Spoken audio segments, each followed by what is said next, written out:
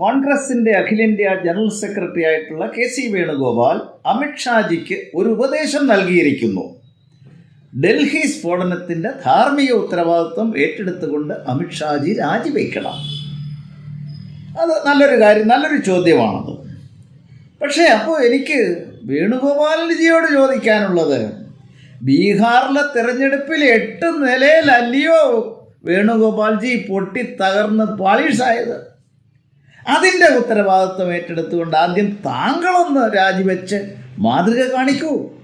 എന്നിട്ട് താങ്കളുടെ നേതാവായ രാഹുൽജിയോട് പറയൂ, അല്ലയോ രാഹുൽജി, നമ്മൾ ഈ തോൽവിയുടെ ധാർമ്മിക ഉത്തരവാദിത്വം ഏറ്റെടുത്തുകൊണ്ട് രാജിവെക്കണം.